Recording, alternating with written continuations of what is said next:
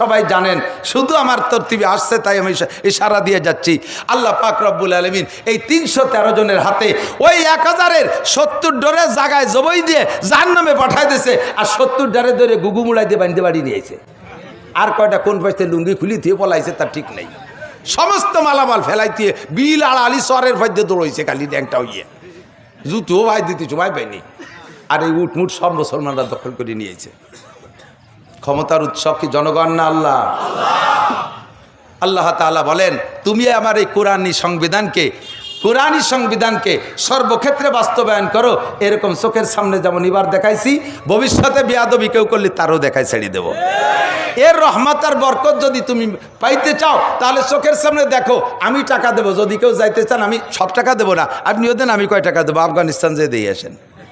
মাত্র 22 সালে তারা স্বাধীন হয়েছে। 22-এর পরে 24, 2 বছর চলে। 21 সালের শেষে 2 বছর, অনলি 2 বছর। এই 2 বছরে আফগানিস্তান 2 বছর আগে কি করছে, রাশিয়াওয়ালা মারছে 20 বছর।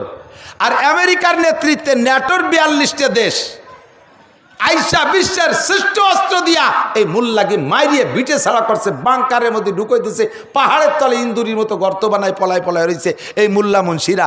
কিছু নাই, আছে কয়টা রাইফেল ক্লাসিনকপ, দূরিতে হুশ করে একটা মারিয়ে দিয়ে ইন্দুরি গাড়ার মধ্যে যে পলায়। আল্লাহ তাআলা সেই মুল্লা বেগে হাতে 42টা বিশ্বসেরা 42টা বাহিনীকে, 42 দেশের বাহিনী ন্যাটোকে এমন মার খায় তার দাঁড়াইছে, জুতোর মালা গলায় দিয়ে তাড়াই দিয়েছে তাদেরকে। লাস্ট ফিনিশিং তাদের সাথে যুদ্ধ করছে 20, রাশিয়ার সাথে 20, 40 বছর যুদ্ধ করার পরে ওই দেশের কোনো জায়গা বোমা মারতে আর বাকি ছিল না, জমি তামা তামা হয়ে গেছে। ফেলাইতে যখন চলে গেছে, আর মুল্লারা কোরআনী আইন বাস্তবায়ন করছে সেই আফগানিস্তানে। মাত্র 2 বছরের ভিতরে তাদের রেমিটেন্সের দাম, তাদের টাকার দাম সারা পৃথিবীতে রোল নাম্বার 3। আমেরিকার ডলারের চাইতে আফগানের টাকার দাম বেশি। আমাদের টাকার কত দাম দেখছেন না?